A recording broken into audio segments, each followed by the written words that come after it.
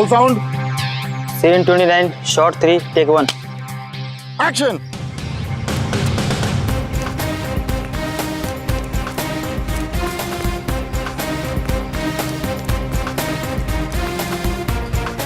अगर इन लोगों ने मुझे पकड़ लिया तो मुझे जिंदा नहीं छोड़ेंगे। मुझे कैसे भी पुलिस को फोन कर इस ड्रग डील के बारे में इन्फॉर्म करना चाहिए। कहाँ जाऊं? हाँ हाँ, फोन बूथ।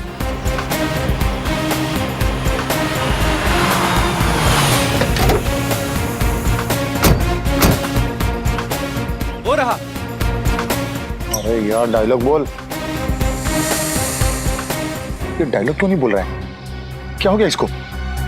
तुमने रिहर्सल करवाई थी इसकी? सर दो बार इसको रिहर्सल करवाई थी, पता नहीं क्यों नहीं डायलॉग बोल रहा है। क्या हो गया इसको पता नहीं। प्रॉम्प्ट कर। हेलो सर, आपको 100 नंबर डायल करके बोलना है। Hello police. सर मैं केतन बोल रहा हूँ। सर आप क्या कर रहे हो सर? आप 100 नंबर डायल करो सर। ये वो यहाँ भूत बन के क्यों खड़ा हो गया यार? इसको पता नहीं कैमरा कहाँ लगा हुआ है यार। ये बोल क्यों नहीं रहा है? काट इट। जाओ जाके उसको समझा करके रहे वहां पे। कितनी बार जाके बोल समझाओ? उसको डायलॉग बोले यार। नहीं कहाँ से उठा के ले आते आप भी। सुपरस्टार है, कोई और नहीं मिला था कष्ट करने के लिए। अरे मुझे कोसना बंद करो यार।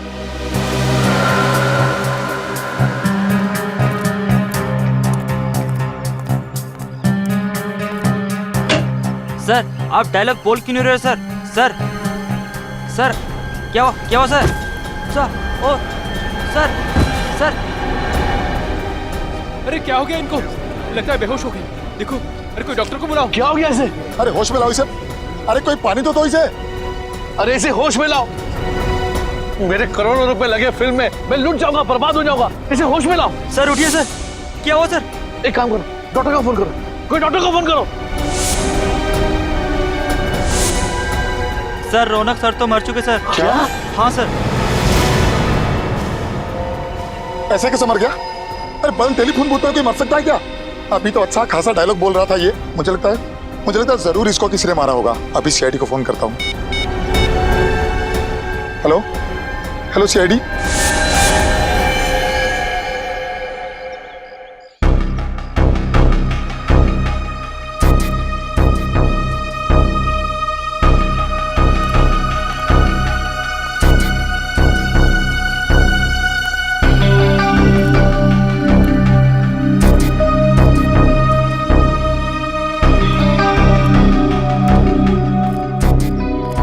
ना कोई चोट का निशान है, ना कोई घाव है, खून का एक धब्बा तक नहीं कहीं पर भी।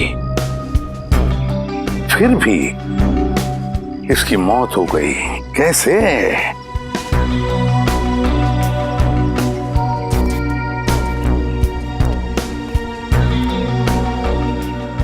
तुम्हारे कहने के मुताबिक तुम्हारी शूटिंग चल रही थी, मतलब ये यहाँ पर एक सीन चल रहा था। उस सीन में रौनक वहां से दौड़ के आया और यहाँ इस टेलीफोन बूथ में घुसा और फिर वहां खड़े खड़े मर भी गया। हाँ सर, मेरे बार डायलॉग प्रॉम्प्ट करने के बाद भी वहाँ से कोई रिस्पांस नहीं आ रहा था सर। फिर मैंने टेलीफोन बूथ का दरवाजा खोला सर, फिर वो मेरे ऊपर ही आकर गिर पड़े। एक बात बताओ, जब रौनक वहां से दौड़ते आया इस फोन बूथ में जाने के लिए, तब आप में से किसी को भी ऐसे लगा कि शायद रौनक को कुछ लगा हो या फिर किसी ने कुछ मारा हो जिसकी वजह से उसकी मौत हो गई इधर फोन बूथ में? नहीं सर, किसी ने उस पर कोई वार नहीं किया। क्या फोन बूथ के अंदर कुछ था जिसे हमारे आने से पहले आपने मिटा दिया हो? नहीं सर, किसी ने किसी भी चीज को हाथ नहीं लगाया। बड़ी अजीब बात है, किसी ने किसी भी चीज को हाथ नहीं लगाया, ना रौनक के साथ यहाँ पर कुछ भी हुआ, फिर भी उसकी मौत हो गई। कैसे? सर ये मरा नहीं है, जरूर इसे किसी ने मारा। वैसे आप कौन हैं? सर मैं इस फिल्म का प्रोड्यूसर हूँ। अच्छा, तो इस फिल्म के प्रोड्यूसर आप हैं और आप डायरेक्टर हैं। क्यों ये प्रोड्यूसर साहब ऐसा क्यों कह रहे हैं कि रौनक की मौत नहीं, उसे किसी ने मार डाला?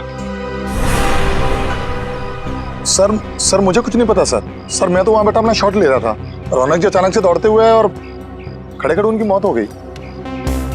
तुम्हें कुछ नहीं पता, यहाँ पर किसी को भी कुछ भी नहीं पता। फिर भी रौनक की मौत हो गई। सर, हमने सुना है कि मिस्टर रौनक की हत्या हुई। आप लोग अंदर कैसे आ गए? सर, हमने सुना है इस फिल्म के लिए आपने करोड़ों रुपए का फाइनेंस लिया था। अगर रौनक जी की फिल्म रिलीज नहीं हुई तो क्या आपका दीवाना निकल जाएगा? ये किस तरह के सवाल कर रहे हैं आप लोग? और आप लोग अंदर आए कैसे? सिक्योरिटी, इन्हें अंदर कैसे आने दिया? सर आप बताइए। सर देखिए, तहकीकात जारी है, जैसे कुछ मिल जाएगा हम आपको इन्फॉर्म कर देंगे। तब तक हमें जरा अपना काम करने दीजिए। Thank you very much.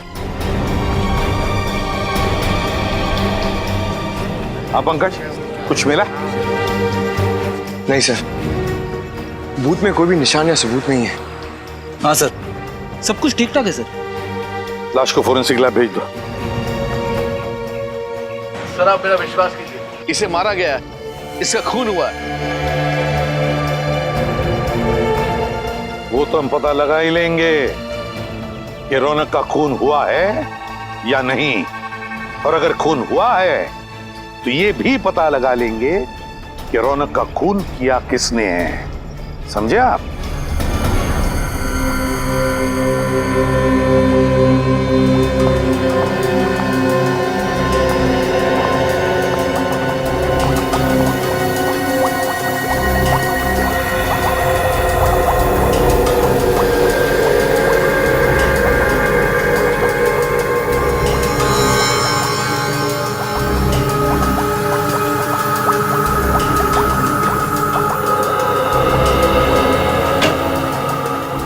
Doctor तारिका, इसकी मौत की वजह पता चली?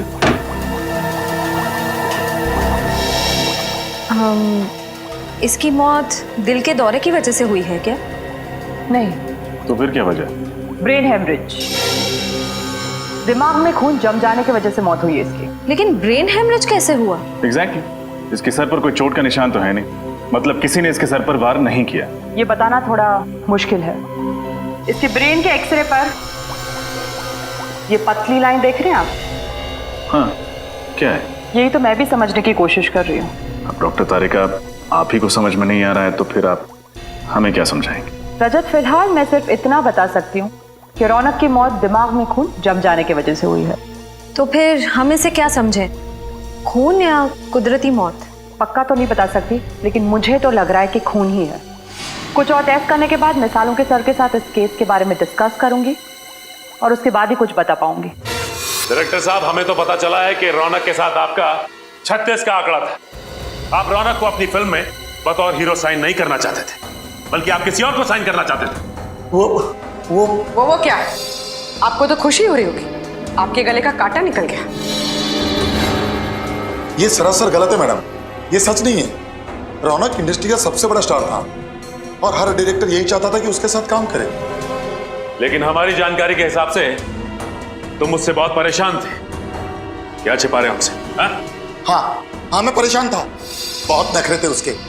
एक तो लेट आना, ऊपर से जल्दी चले जाना, ये नहीं खाऊंगा, वो नहीं खाऊंगा, ये नहीं पहनना है, वो नहीं पहनना है, वगैरह वगैरह। क्या ये तुम्हारी पहली फिल्म है? नहीं मैडम, इससे पहले मैंने एक दो छोटी मोटी फिल्में की हुई हैं, लेकिन इतने बड़े सुपरस्टार के साथ ये मेरा पहला मौका था मैम। मेरा तो कैरियर अभी शुरू हुआ था। मैं भला ये कैसे कर सकता हूँ? फिर कौन कर सकता है? हाँ, कौन कर सकता है ये घिनौना काम?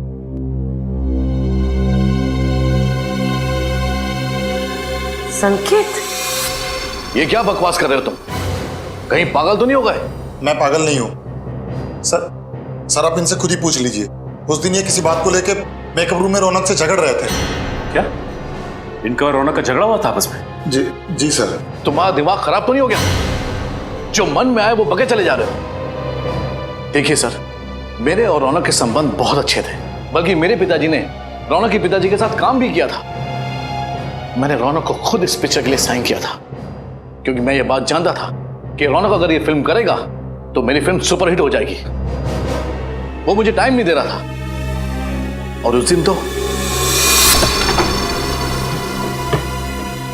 ये क्या रौनक, डेट्स नहीं है, टाइम नहीं है, तुम मेरे साथ ऐसे कैसे कर सकते हो? मैंने कहा ना, डेट्स नहीं है मतलब डेट्स नहीं है। प्लीज मेरा दिमाग खराब मत कीजिए आप। दिमाग तो मेरा खराब हो रहा है। रौनक, तुम इतने अनप्रोफेशनल कैसे हो सकते हो? याद है तुमने एग्रीमेंट साइन किया मेरे साथ। देखो, मैं सिर्फ फिल्म में एक्टिंग के पैसे लेता हूँ। ये टीवी के रियलिटी शोज में जा जाकर फिल्म को प्रमोट करने का वक्त नहीं है मेरे पास, समझे आप? इसका मतलब यह है कि तुम प्यार से नहीं मानोगे। ओह, तो तुम मुझे सुपरस्टार रौनक को धमकी दे रहे हो, हाँ? तुम कर क्या लोगे मेरा? अगर मुझे गुस्सा आया ना तो तुम्हारी ये जो फिल्म है ना, इसे बीच में ही छोड़ के चला जाऊंगा। रास्ते पे आ जाओगे, समझे? मैं रास्ते पर आ जाऊंगा? मैं चुटकी भर में तुम्हें बर्बाद कर सकता हूं रौनक, चुटकी भर में। बस मीडिया के सामने जाकर मैंने तुम्हारे और सुप्रिया के रिश्ते की बात बता दी तो तुम उसी समय बर्बाद हो जाओगे रौनक। रास्ते पे मैं नहीं, तुम आओगे, तुम। सुप्रिया? सुप्रिया के बारे में आप क्या जानते हैं? सब कुछ जानता हूं मैं रौनक। तुम्हारे और सुप्रिया का राज सब पता है मुझे। बस मीडिया के सामने जाकर मुंह खोलने की देरी है। संकेत जी, आपस के झगड़े में आप सुप्रिया को बीच में क्यों ला रहे हैं? प्लीज आप मीडिया से कुछ मत बोलिएगा। आप जो कहेंगे मैं करूंगा। आपकी फिल्म को प्रमोट करूंगा, कुमार जी का साइनिंग अमाउंट भी वापस कर दूंगा। बट प्लीज इस राज को राज ही रखिएगा। और इस ब्लैकमेल से रौनक जी डर गए। जी, उसके तो पसीने छूट गए थे। वो मुझे मुंह मांगी डेट्स देने के लिए तैयार हो गया था, पूरी तरह से कोऑपरेट करने के लिए तैयार हो गया था। अब आप ही बताइए सर कि मैं अपने ही हीरो का खून क्यों करवाऊंगा? और ये औरत सुप्रिया कौन है जिसका नाम सुनते ही रौनक इतना घबरा गया था? इन दोनों का क्या संबंध है आपस में? सर क्या संबंध था ये तो मैं नहीं जानता। एक दिन रौनक मेरे साथ ऑफिस में बैठा हुआ था, फिल्म्स के डायलॉग का नरेशन चल रहा था कि अचानक ये औरत जबरदस्ती मेरे ऑफिस में घुस आई। वो रौनक से मिलने की जिद करने लगी। वो बहुत गुस्से में थी, चिल्लाने लगी, मेरे ऑफिस में तमाशा खड़ा करने लगी। फिर उसे देखते ही रौनक का चेहरा सूख गया। वो उसके सामने कुछ बोल ही नहीं पा रहा था। फिर उसके साथ अकेले में बात करने के लिए रौनक उसे खींचकर दूसरे कैबिन में ले गया। मतलब आपने उन दोनों की बातें नहीं सुनी? जी नहीं, पर मैं ये समझ गया कि रौनक कोई बहुत बड़ा राज छुपा रहा है। इसीलिए मैंने उसे झूठ मूठ कह दिया कि मैंने दरवाजे के बाहर उसकी सारी बातें सुन ली हैं और मुझे उसके राज का पता चल चुका है। तो ये बात है। आपके पास इस सुप्रिया का एड्रेस तो होगा ना? जी है।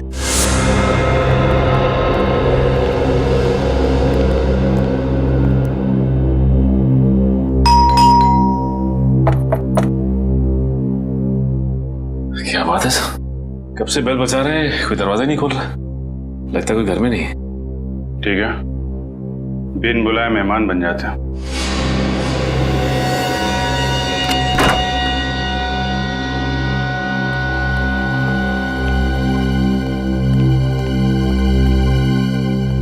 अच्छी तरीके से घर चेक करते हैं, देखो कुछ मिलता है क्या?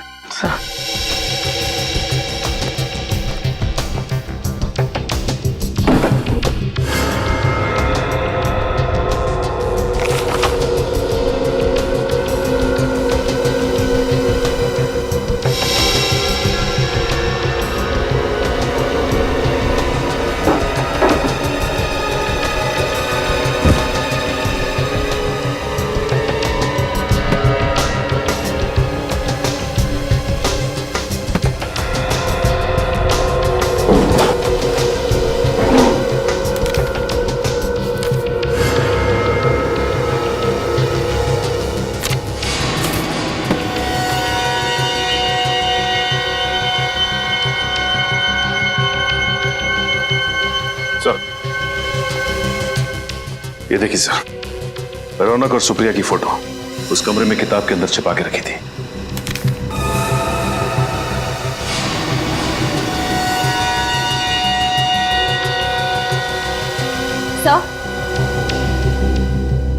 सर ये देखिए।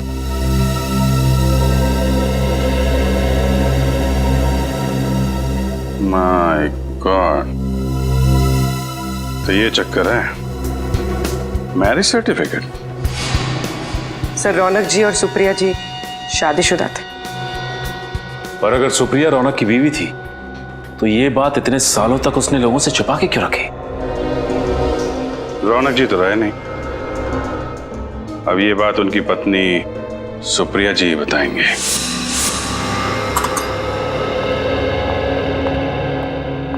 मैम। यस प्रिया। कान की स्किन मैंने चेक की है, वहाँ कहीं मुझे गन पाउडर नहीं दिखा। ओके।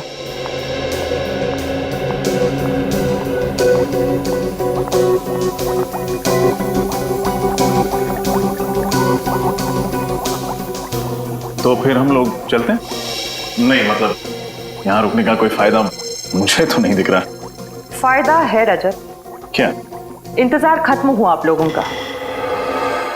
रौनक की मौत गोली से हुई है। गोली से? डॉक्टर तारिका, पहले आपने कहा था कि मौत खून जम जाने के कारण हुई थी, और अब गोली से? मैंने टेस्ट किया है, इसकी मौत गोली से ही हुई है।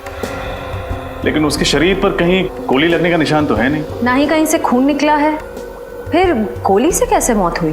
क्योंकि ये एक अजीब तरह की गोली है, बिल्कुल सुई जितनी पतली। रौनक के दिमाग में एक तरफ से घुसी और दूसरी तरफ से बाहर निकल गई। अब आप ये भी बता दीजिए कि गोली चली कहाँ से? ये ढूंढना तो आप लोगों का काम है ना।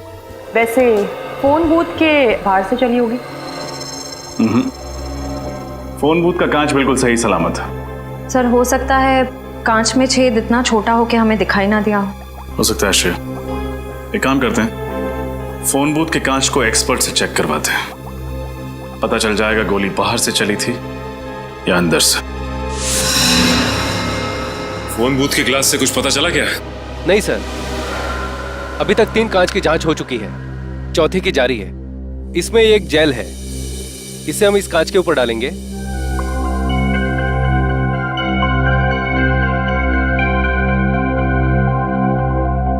इस कांच पर फैलाने के बाद इसे एक सूखे कपड़े से पोंछ देंगे।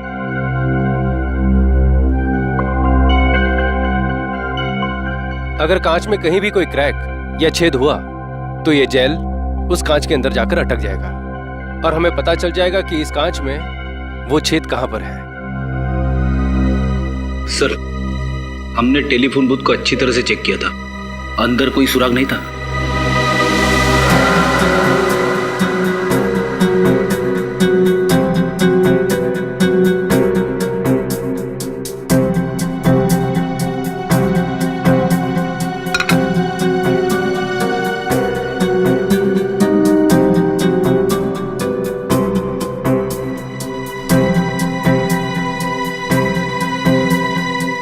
नहीं सर, कांच में ना तो कोई क्रैक है और ना ही कोई छेद।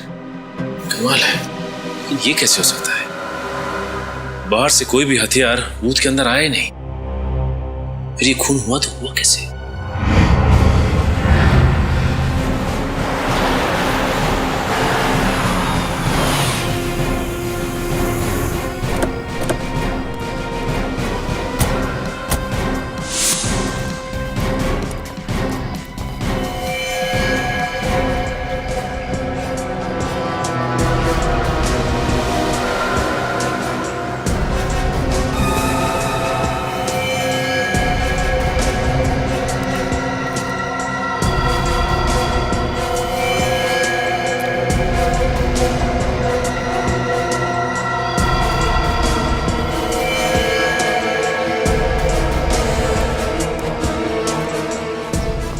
चकनाके के 3 ऑफिसर्स को मार दिया। ये काम अकेले सुप्रिया का तो हो नहीं सकता। जरूर सुप्रिया के साथ कोई था जो उसकी मदद कर रहा है। कोई सीसीटीवी कैमरा नहीं दिख रहा। चकनाके पे सीसीटीवी कैमरा तो होना चाहिए। सर, वो रहा सीसीटीवी कैमरा, मगर टूटा हुआ है सर, वायर भी लटक रही है।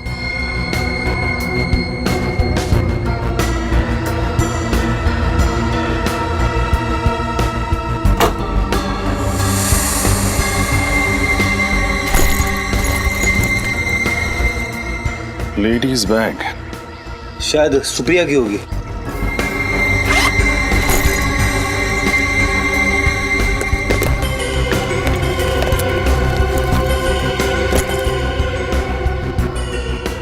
सुप्रिया का ही है। उसका लाइसेंस, उसके क्रेडिट कार्ड्स। हो सकता है सर कि इन तीनों ऑफिसर्स ने सुप्रिया को बस में देखा उसे बस में से उतारा और फिर हमारे आने तक उसे यहाँ पे बिठा के रखा। हो सकता है, लेकिन एक बात समझ में नहीं आ रही सर, अगर सुप्रिया अपने साथियों के साथ इन तीनों ऑफिसर्स का खून करके भाग गई तो फिर उसने ये पर्स यहाँ पे क्यों रखी? इसी सवाल का तो जवाब ढूंढना है फ्रेडी। कोई भी मुजरिम इतना बड़ा सबूत पीछे छोड़ के क्यों जाएगा? हो सकता है वो हमें गुमराह करने की कोशिश कर रही हो।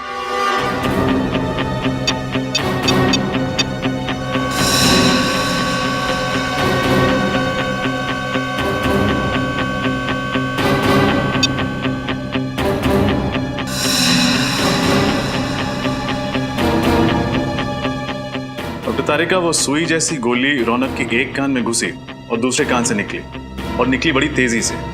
जाहिर सी बात है वार दूर से ही हुआ होगा। एक मिनट, नहीं रजत, वार दूर से नहीं हुआ।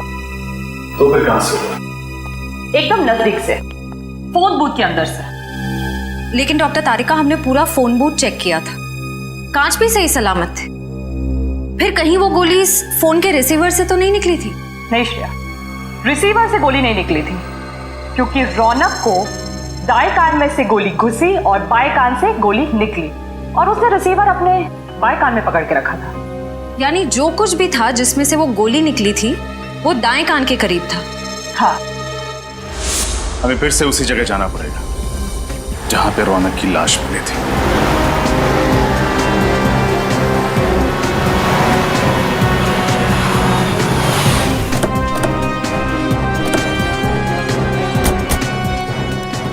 सर, हमने पूरे एरिया को सील कर दिया। Very good. अब देखते हैं, अगर हमारी नजरों से कुछ छूटा है तो अभी मिलना ही चाहिए। सर, शूटिंग के लिए जो फोन बूथ यूज किया था वो इधर रखा गया था।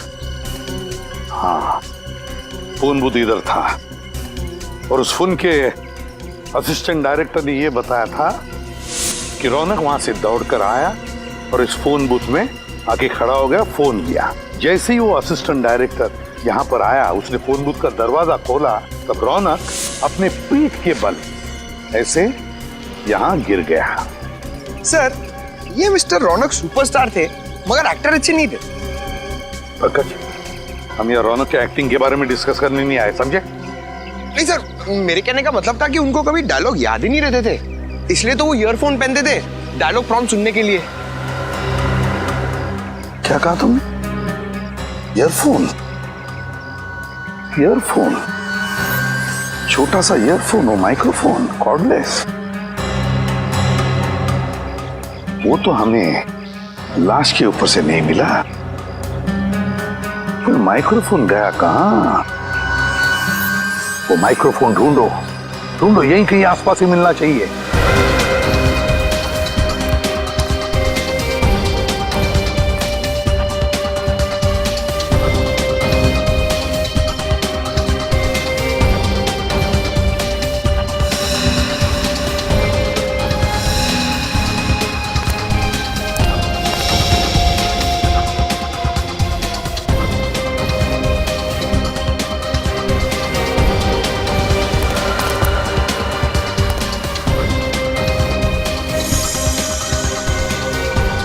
सर,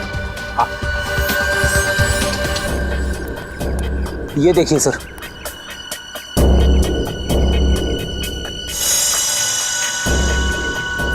यही तो है वो माइक्रोफोन, यही है। उठाओ इसे, संभल के, ध्यान से।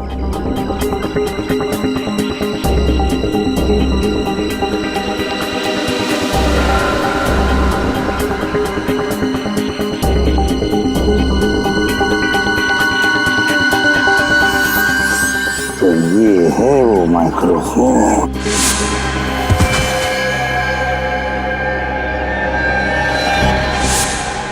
देखो कितना छोटा सा माइक्रोफोन है, कितना छोटा सा। लगता है कुछ गड़बड़ है इस माइक्रोफोन में। जरा मैग्नीफाइंग ग्लास देना तो।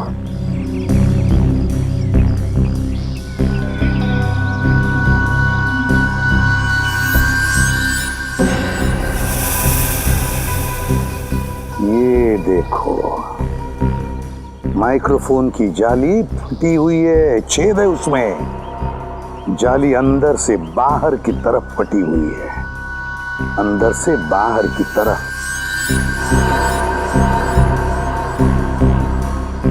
अंदर से बाहर की तरफ फटी हुई है, इसका मतलब है इस माइक्रोफोन के अंदर कोई ऐसी चीज फिट की गई थी जो बड़े जोर से अंदर से बाहर की तरफ आई।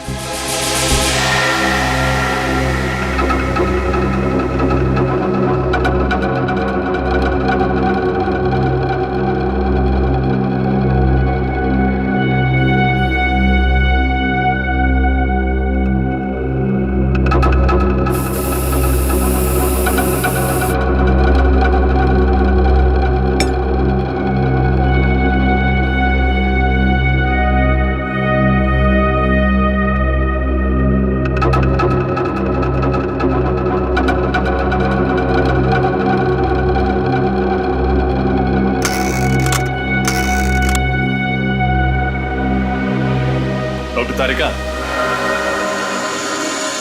ऐसे ही चक्कर लगवाती रहेंगी या कुछ बताएंगी भी?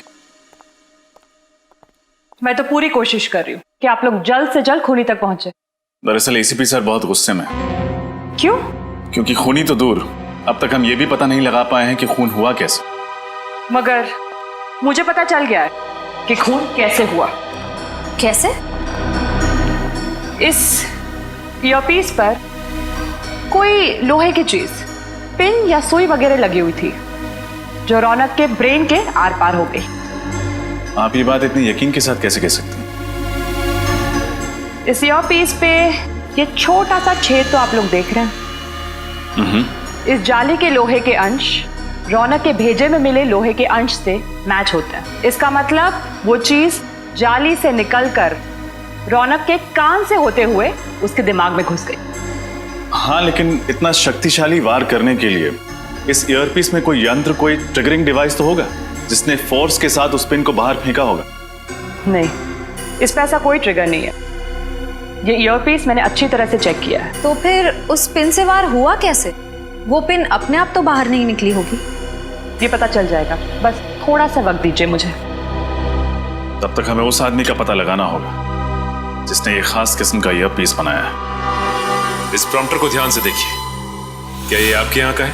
हाँ, ये तो हमारे यहाँ का ही माल है। पर ये आपको कहाँ से मिला? ये तो रौनक के पास था। रौनक की लाश के पास से। क्या? जी हाँ, रौनक का इस प्रॉम्प्टर से खून हो गया है। सर, पर ये तो एक छोटा सा माइक्रोफोन है।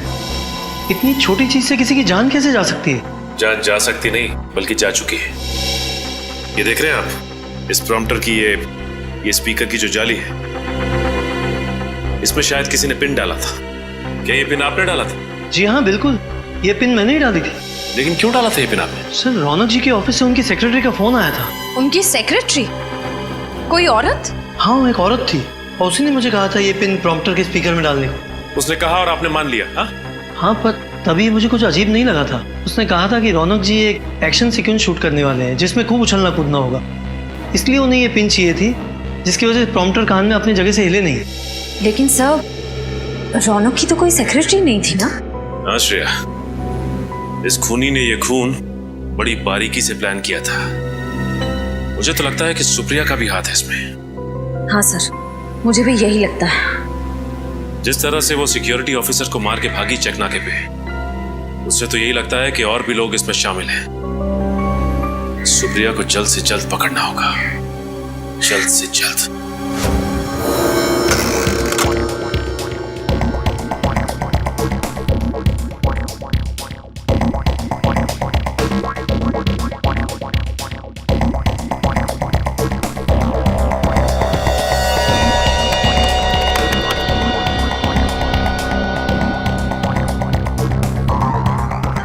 डॉक्टर तारिका, उस ईयरपीस में कोई यंत्र था या नहीं, कुछ पता चला? नहीं श्रेया, यंत्र ईयरपीस में नहीं बल्कि फोन के रिसीवर में था। फोन के रिसीवर में? लेकिन आपने तो कहा था कि सुई दाएं कान से घुसकर बाएं कान से बाहर निकली और रौनक ने फोन का रिसीवर बाएं कान पे पकड़ा था, तो फिर यंत्र फोन के रिसीवर में कहां से आया? दरअसल सुई ईयरपीस से बाहर फेंकी नहीं बल्कि फोन के रिसीवर से खींची गई थी। खींची गई थी मतलब? आइए मैं दिखाती हूँ।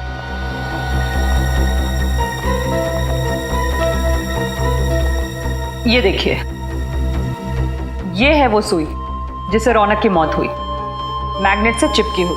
और इस चुंबक की वजह से सुई दाएं कान में घुसी और बाएं कान से बाहर निकल आई। जी हाँ, और ये मैग्नेट कोई मामूली मैग्नेट नहीं है, ये एक खास किस्म का मैग्नेट है जिसे नियोडायमियम मैग्नेट कहते हैं। इसकी चुंबकीय शक्ति एक मामूली मैग्नेट से 10 गुना ज्यादा होती है। और इसके अलावा इस मैग्नेट पर ये बैटरी भी लगी हुई थी अलग से, जिसकी वजह से ये शक्तिशाली मैग्नेट और भी पावरफुल हो गया। और पावर बढ़ जाने की वजह से ये सुई आसानी से मैग्नेट की ओर खिंच गई। हाँ, और फोन के अंदर इस मैग्नेट में जा चुकी, इस वजह से हमें दिखी भी नहीं। सर, इतनी खतरनाक प्लानिंग, ये काम तो किसी इंजीनियर का ही हो सकता है। सही कहा तुमने श्रेया, इंजीनियर। सुप्रिया भी तो इंजीनियर ही है ना? वो एक गाड़ी बनाने वाली फैक्ट्री में काम करती है। हाँ सर। सर, मुझे लगता है हमें सुप्रिया से पूछताछ करनी चाहिए। हाँ श्रेया, सुप्रिया से भी और उस आदमी से भी जो ये खास किस्म का मैग्नेट बेचता है। सर, 2 दिन से मेरी बेटी लापता है, उसका फोन भी नहीं लग रहा। उसके घर पे पता किया तो उसकी कोई खबर नहीं मिली। इसी सिलसिले में हम आपसे बात करने आए हैं। हमें शक है कि सुप्रिया ने रौनक जी का खून किया। क्या? नहीं, ये नहीं हो सकता सर, ये नामुमकिन है। क्यों नहीं हो सकता? क्योंकि सुप्रिया तो रौनक की पत्नी, ये बात हमें पता है। देखिए, कुछ और लोग भी मिले हैं सुप्रिया के साथ जो उसकी मदद कर रहे हैं। सुप्रिया चेक नाके पे पकड़ी गई थी, वहां पे 3 पुलिस वालों को मार के वो लोग फरार हो गए। नहीं सर, ऐसा नहीं। आप मेरी बेटी पर गलत इल्जाम लगा रहे हैं। वो किसी का खून कर ही नहीं सकती। अरे रौनक का तो कभी नहीं। वो दोनों तो एक दूसरे से इतना प्यार करते थे, कॉलेज में दोनों इकट्ठे पढ़ते थे सर, और पढ़ाई खत्म होने के बाद दोनों ने शादी कर ली। अगर ऐसी बात है तो फिर रौनक जी ने अपनी शादी की बात दुनिया वालों से छिपाई क्यों नहीं बताया कि सुप्रिया उनकी पत्नी है? क्योंकि सर, उसे ऐसा लगता था कि एक शादीशुदा लड़का सुपरस्टार नहीं बन सकता, और इसलिए उसने अपनी और सुप्रिया की शादी सबसे छुपाई। सुप्रिया को भी कोई शिकायत नहीं थी। और 2 साल पहले। क्या हुआ 2 साल पहले?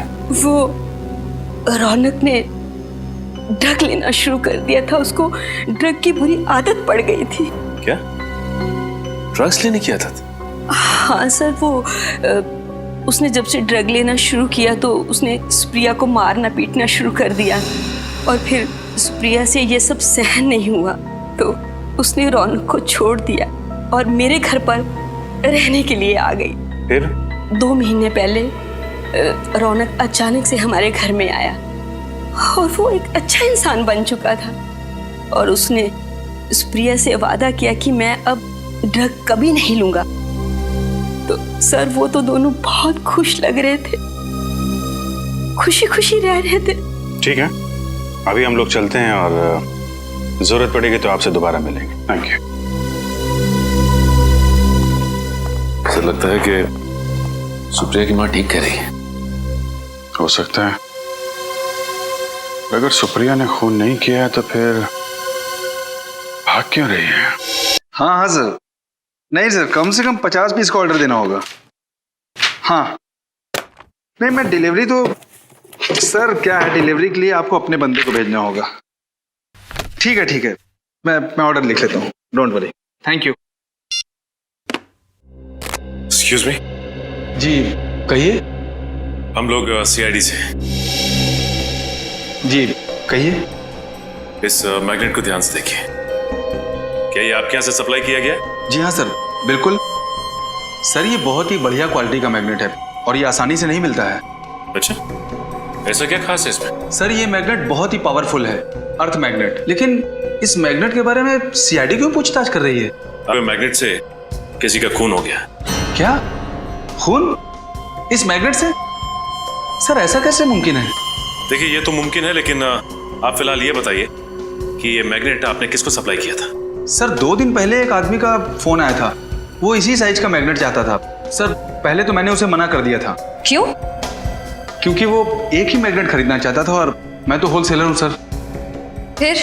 फिर क्या मैम, लगता है उसे इस छोटे साइज के मैग्नेट की सख्त जरूरत थी। वो 50 पीस का ऑर्डर देने के लिए रेडी हो गया। फिर मुझे क्या था, मैं भी मान गया। लेकिन आपको कैसे पता कि उसे एक ही चुंबक चाहिए था? मैम जब वो डिलीवरी के लिए आया तो मैंने उसे जब बॉक्स दिया तो उससे बॉक्स में से सिर्फ एक ही मैग्नेट निकालकर मुझसे बोला कि बाकी के सारे मैग्नेट मैं रख लूं, वो भी बिल्कुल मुफ्त। ये बाकी के चुंबक हम देख सकते हैं? नहीं सर, वो क्या है कि जगह छोटी है ना, तो मैं स्टॉक ज्यादा रखता नहीं हूँ। ठीक है, उसका नाम बता लो। सर नाम पता भी नहीं है। उसका चेहरा तो देखा था तुमने, स्केच बनवा सकते हो? नहीं सर, उसका चेहरा मुझे याद नहीं है। तुम्हें उसने फोन किया था ना, फोन नंबर है तुम्हारे पास या वो भी नहीं है? जी उसने लैंडलाइन पे फोन किया था सर। अच्छा, कितने बजे फोन किया था उसने? शाम को 6 से 7 के बीच। 6 से 7 के बीच? 6 से 7 के बीच जिसने भी ने फोन किया उनकी लिस्ट लिखवाओ।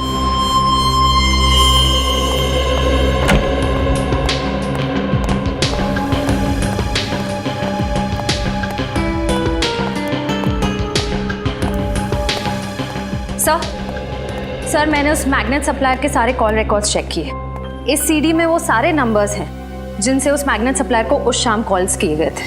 That's really good. अब खूनी का आसानी से पता चल जाएगा। एक काम करो श्रेया, इस सीडी को सिस्टम में रन करके देखो कोई नंबर ऐसे हैं जो इस केस से जुड़े हैं। सर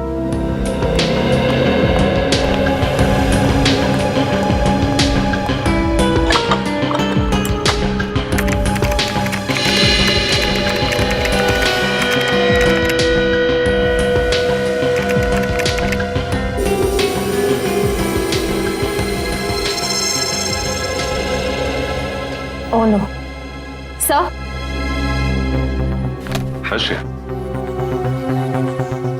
इसका नंबर है?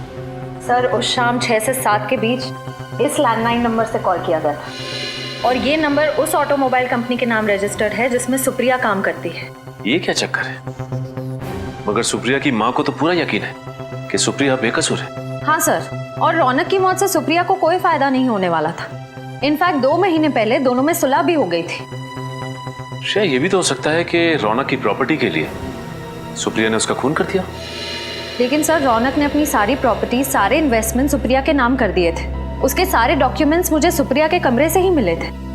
कमाल है, अगर सुप्रिया को पहले से ही पता था कि रौनक ने सारी प्रॉपर्टी उसके नाम कर दी है तो फिर वो रौनक क्यों मारेगी? सर यही तो समझ में नहीं आता। एक काम करते हैं श्रेया, इस सुप्रिया के ऑफिस चलते हैं, क्योंकि ये फोन सुप्रिया के ऑफिस के लैंडलाइन से आया था, उसके मोबाइल से नहीं। मतलब बात कुछ और ही है। एक्सक्यूज मी, यहाँ का इंचार्ज कौन है? जी मैं यहाँ का सुपरवाइजर हूँ, परेश। क्या बात है सर? देखिए हम लोग सीआईडी से और एक खून की तहकीकात कर रहे हैं। हमें शक है कि आपके एक कर्मचारी सुप्रिया ने खून किया है। सुप्रिया और खूनी? मुझे विश्वास नहीं हो रहा है सर। देखिए आपको विश्वास हो ना हो, लेकिन सुप्रिया ने अपने पति का खून किया है।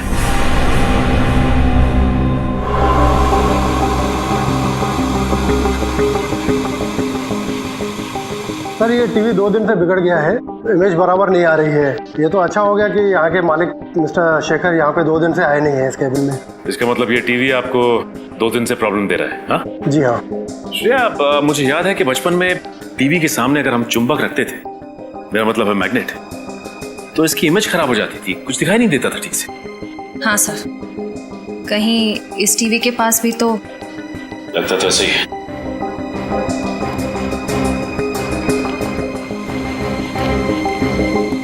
ये आप क्या कर रहे हैं सर?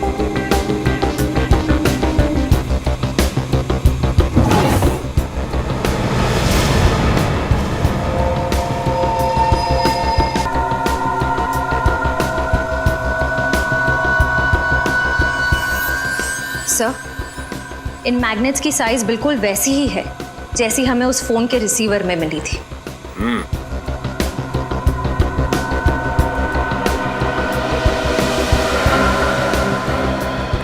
ये मैग्नेट यहाँ पे कहाँ से आया?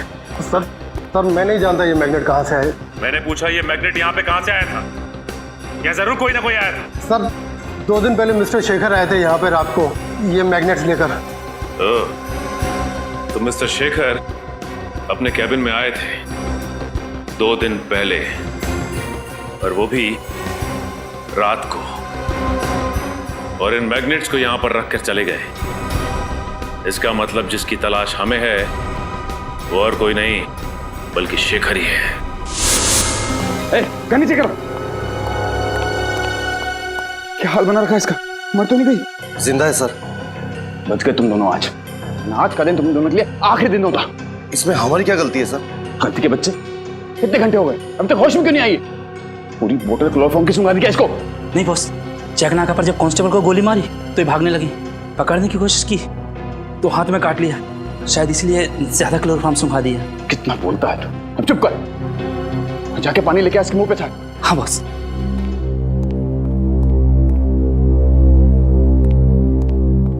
आराम से, प्यार से।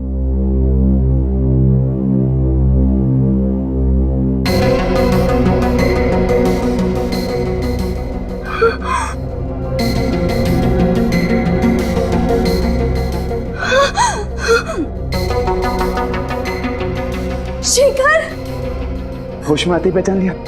सही कहा तुमने, सही मायने में आज पहचाना है तुम्हें। क्या करूं डार्लिंग, मैं मजबूर था। वो कहते हैं ना, प्यार और जंग में सब कुछ जायज है। मुझे माफ करना प्लीज।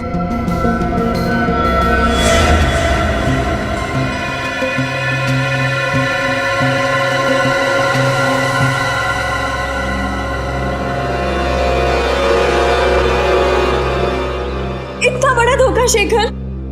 मैं धोखेबाज नहीं हूं सुप्रिया, मैं तुम्हें कोई धोखा नहीं दिया।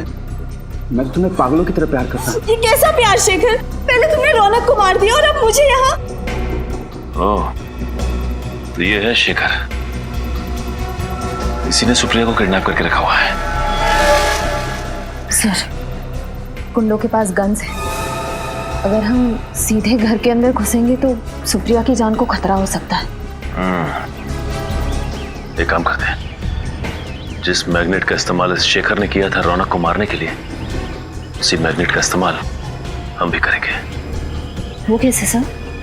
याद है श्रेया तुम्हें, डॉक्टर तारिका ने क्या कहा था कि अगर इस चुंबक पे इलेक्ट्रिक का इस्तेमाल करो तो इसकी शक्ति और बढ़ जाती है। बस हमें एक इलेक्ट्रिकल वायर की जरूरत है। आसपास देखते हैं, चलो।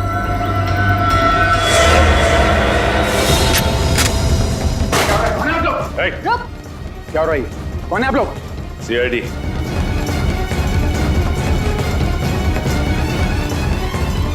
सीआईडी? हाँ, CID mister Shekhar. Mister Shekhar, जिस तरह मैग्नेट से तुमने रौनक को मारा ना, उसी तरह मैग्नेट से हमने तुम्हें अपने कब्जे में कर लिया।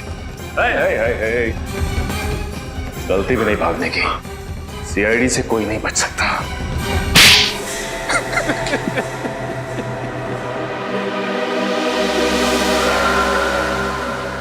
मैं सुप्रिया को पागलों की तरह चाहता था,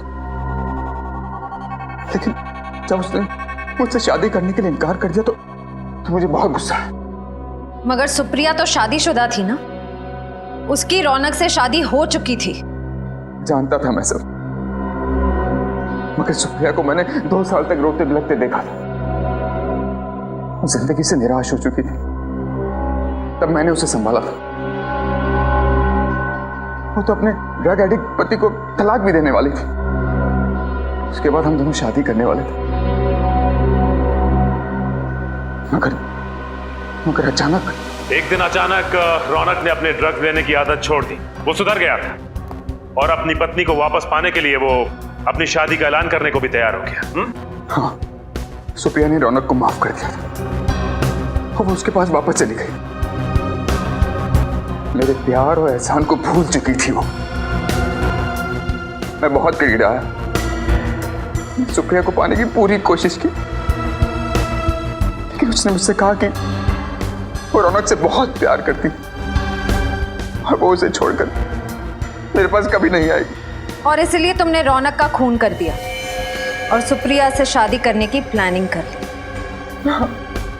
अगर तुम सुप्रिया को चाहते थे, उससे प्यार करते थे, तो रौनक के खून के इल्जाम में उसे फंसाया क्यों तुमने? क्योंकि मुझे लगा कि चेक नाका के ऑफिसर्स के खून के बाद सीआईडी को लगेगा कि असली खूनी सुप्रिया ही है। मैं सुप्रिया को कानून से बचाता और फिर सुप्रिया को भी लगता कि जेल जाने से अच्छा वो मेरे साथ अंडरग्राउंड हो जाए और फिर सारी जिंदगी वो मेरे एहसानों के तले दबी रहती। शर्म आनी चाहिए तुम्हें। सच्चा प्यार वो होता है जिसमें लोग एक दूसरे के लिए बलिदान देते हैं, लेकिन तुमने सुप्रिया को पाने के लिए उसके पति का खून कर दिया। अब कानून इस जुर्म के लिए तुम्हें सिर्फ और सिर्फ फांसी देगा।